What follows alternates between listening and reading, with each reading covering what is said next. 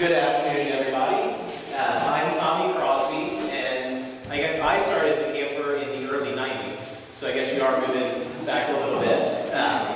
But as I think about camp and what camp really means to me, the one word that comes to mind is transformational.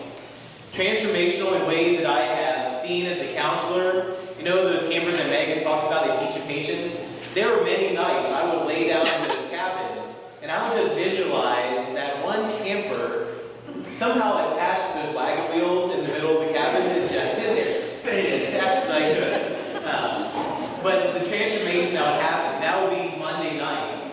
Come Thursday, when there would be an altar call, so many times that child would be the first one to get up and fall flat on their face in front of the altar. The kids that would come in and on Monday night or even Sunday night are saying, that's it, I'm done, I'm ready to go home, their bag is packed. Come Friday, are hanging onto your ankles, being dragged away by their parents, they want to stay.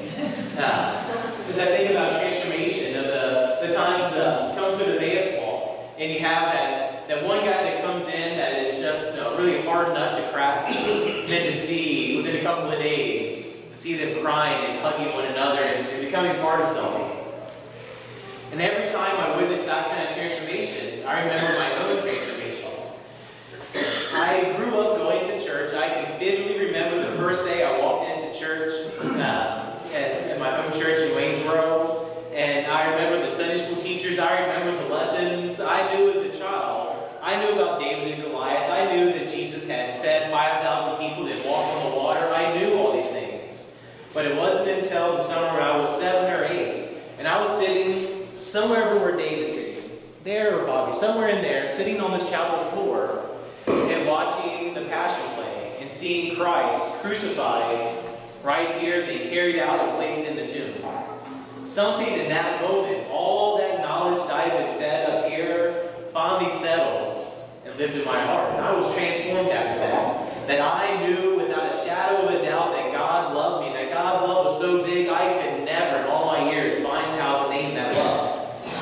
It was something that I could close my eyes and I can smell the smells, I can visualize the people I was sitting next to, the feeling of the cold floor. I can just visualize all of it. I came back several summers as a camper, and as I grew and went into high school, there were other things that were vying for time and attention, and I kind of lost track of that, just that raw emotional connection to God in some ways. Until the spring before I went to college, I came and did a Christmas journey. And this time, sitting in an old green army tent down by the swing, that passion and that raw emotion was rekindled. And then I went to Louisiana to go to college. Kind of left all that here, and I basically partied out my first semester of college and made some bad decisions. But yet, as I came back, this loving community was ready to welcome me with open arms. Okay, I had just bombed out of college, came back to do a Christmas journey, and gave a talk. Guess what talk I had to give? Grow through study. My goodness.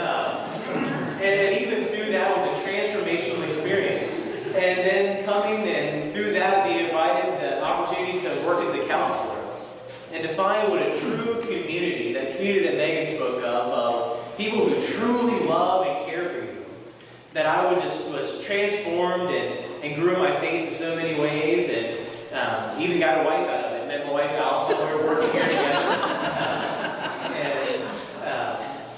No, camp has been such a huge part of my life and who I am as an individual.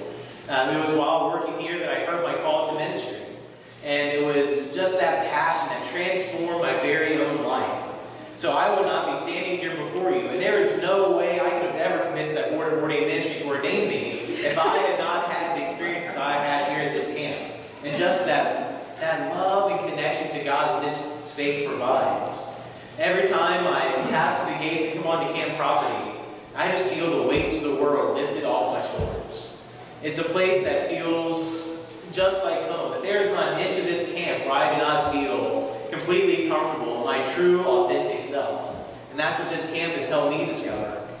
So for all of you who work so hard, whose blood, sweat, and tears are in this concrete here, the roof above our head, for all those who had the vision 50 years ago to create a place where we could come and meet God, I hope that you hear this message that your work was not in vain. I am standing here as living proof that what you set out to do has been accomplished.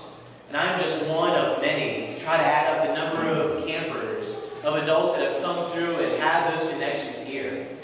For the tears that have been cried sitting on this floor, and my goodness, all sorts of laughter. I love coming back as a chaplain, because I know that week I'm probably going to laugh hard and I've laughed all year long. And this is one of the prime moments right here. But just that joy and that love and that welcome. And it's something I just wish every local church would just take a little slice of this. That this place has the power to transform lives. And this place has the power to transform the world. So for all those who have done the work to make this camp what it is, thank you. And as we look forward to what the next 50 years holds, I just ask you to pray for this camp, to be its biggest cheerleaders, to do all that we can to make sure this camp continues to transform lives.